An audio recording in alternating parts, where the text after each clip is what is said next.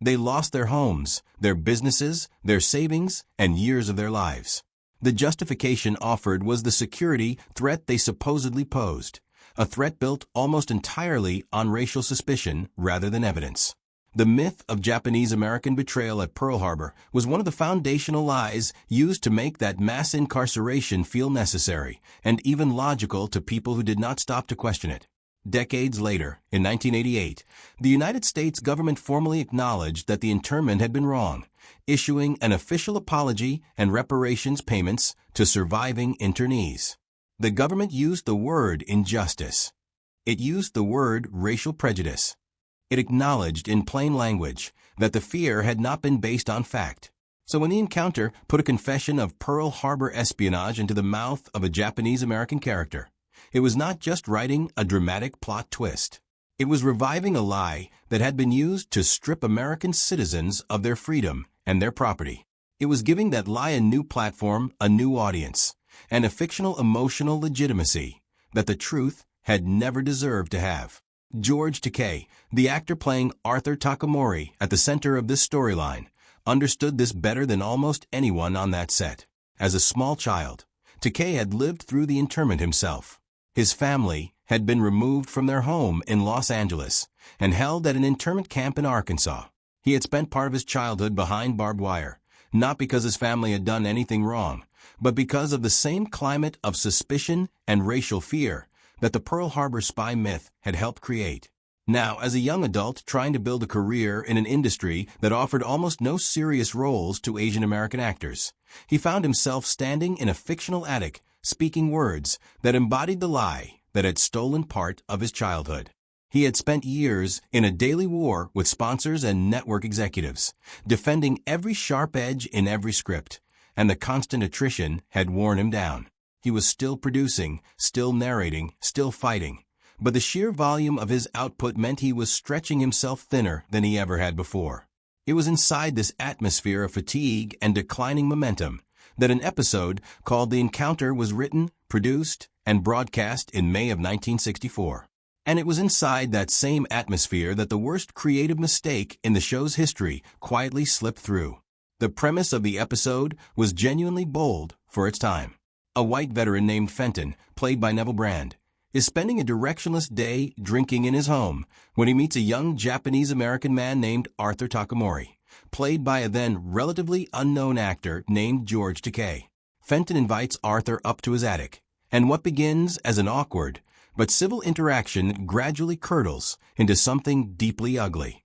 The attic contains a samurai sword that Fenton took as a trophy during the war, and the episode builds toward the idea that this object carries a supernatural curse, that it compels both men toward violence by forcing the hatred already living inside them to the surface. As a concept, the episode had real potential. The idea that objects can hold the weight of historical trauma, that prejudice is not just an attitude, but something inherited and passed forward through generations, fits perfectly within the Twilight Zone's moral universe. Neville Brand was an exceptionally intense performer and a genuine decorated veteran in real life, which gave his portrayal of Fenton an unsettling authenticity. George Takei brought a quiet, controlled dignity to Arthur that made him enormously sympathetic. But then the script did something that undermined everything it was trying to build. In the heat of the confrontation between the two men, Arthur confesses that his father had been a traitor during the attack on Pearl Harbor, that he had used a mirror to signal Japanese aircraft toward their targets. It is framed as a source of guilt that has haunted Arthur, a generational sin that he carries even though he did not commit it. In theory, the writers likely intended this as a way of exploring how the sins of the past follow people forward and how guilt can distort the way we see ourselves and each other. In practice, it was a catastrophic mistake, because the confession was not just dramatically clumsy. It was historically false in a way that had already caused devastating real-world harm to real people. There's no credible historical evidence that any Japanese Americans signaled enemy aircraft at Pearl Harbor. Investigations conducted both during and after the war found no verified cases of espionage or deliberate sabotage by Japanese Americans in Hawaii or on the mainland. The idea that they had done so was a piece of wartime propaganda, deliberately amplified and weaponized by people who wanted justification for what the United States government was about to do to an entire ethnic community. What the government did was this. In February of 1942, President Franklin D. Roosevelt signed Executive Order 9066, authorizing the forced removal of Japanese Americans from their homes and their confinement in internment camps scattered across the interior of the country. Approximately 120,000 people were incarcerated, the majority of them American citizens who had done nothing wrong. Picture this. It is a quiet Tuesday evening in 1964. Millions of American families are sitting in front of their televisions, expecting the usual spooky thrills from one of the most beloved shows on the air. The episode begins. Two men, a cramped attic, a sword, and then somewhere between the opening scene and the final shocking moment, something goes horribly wrong. Not on screen, but in the hearts of an entire community of real people who have already suffered more than anyone should ever have to suffer.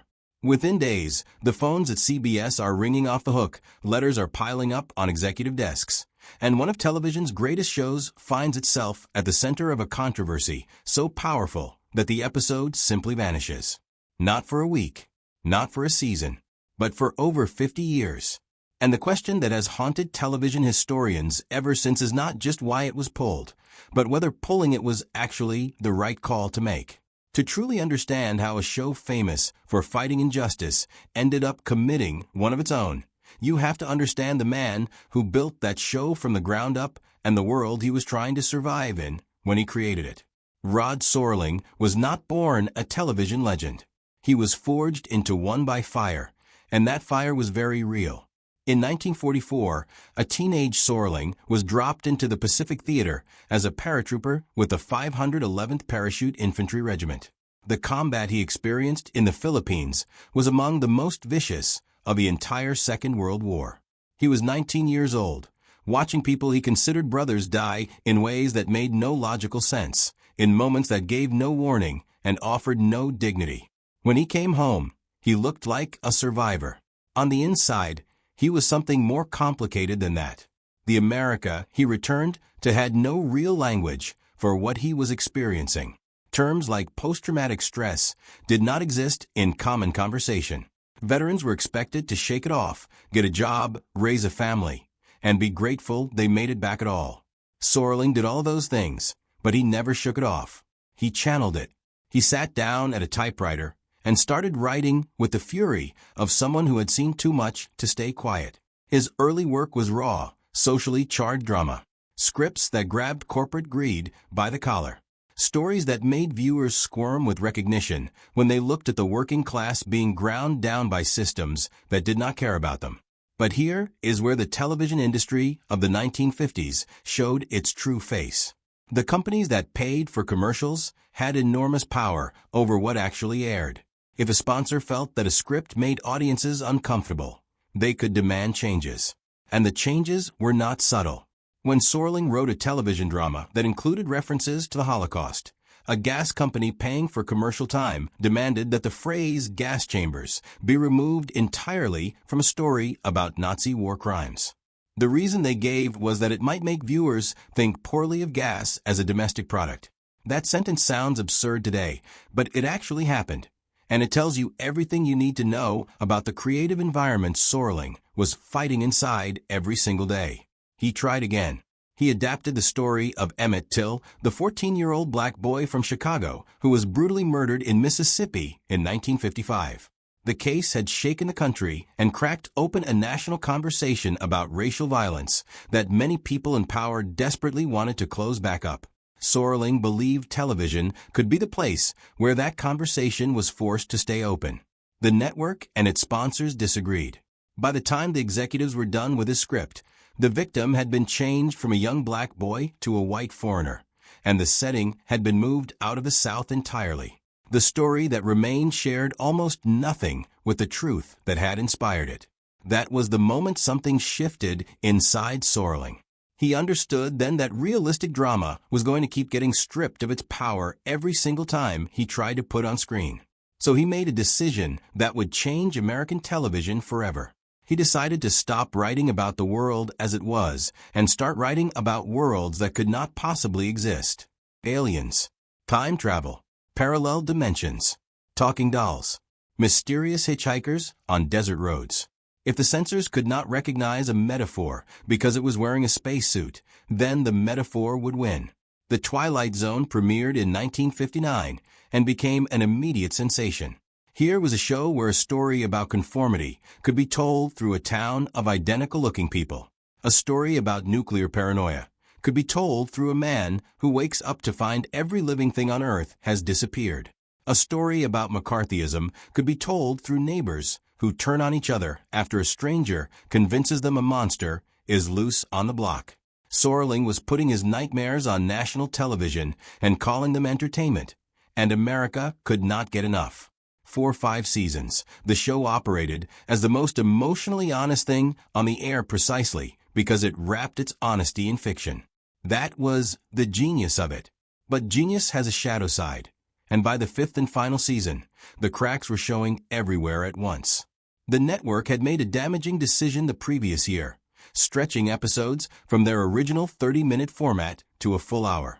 For a show built entirely on tight pacing and the punch of a sudden revelation, this was catastrophic.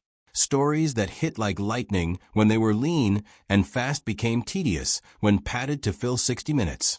The audience felt the difference immediately, and ratings suffered. By the time CBS reversed course and brought the 30-minute format back for Season 5, a portion of the loyal audience had already drifted away. New competition was also closing in. Other anthology programs were emerging and giving viewers fresh alternatives. The landscape that Sorling had practically invented by himself was now crowded with imitators and rivals who carried none of the baggage that came with a show in its 5th year. Meanwhile, Sorling himself was exhausted in a way that went beyond physical tiredness. The protest that followed the episode's broadcast was swift and organized. The Japanese American Citizens League, one of the oldest and most respected civil rights organizations in the country, launched a formal campaign against the episode, writing letters to CBS and making public statements condemning the portrayal. Their objection was not to the episode's violence or its supernatural elements. It was specifically and clearly directed at the historical falsehood embedded in Arthur's confession. They pointed out correctly that the show had accidentally done the work of propaganda by presenting a debunked racist myth as a piece of dramatic truth. CBS did not issue a public apology. They did not attempt to edit the episode or provide any kind of public clarification about the historical inaccuracy. Instead, they did something that, in some ways, was worse, and in other ways might have been the only move they felt they had. They made the episode disappear. It was removed from syndication packages, which meant local stations could not purchase it to air during reruns. It was not included in the collections sold to other broadcasters. For over 50 years, the encounter existed primarily as a rumor, something collectors whispered about, something fans claimed to have seen without being able to prove it. In some respects, the ban made sense as damage control. The episode had caused genuine harm to a community that had already been harmed enormously by the very mythology the episode inadvertently reinforced.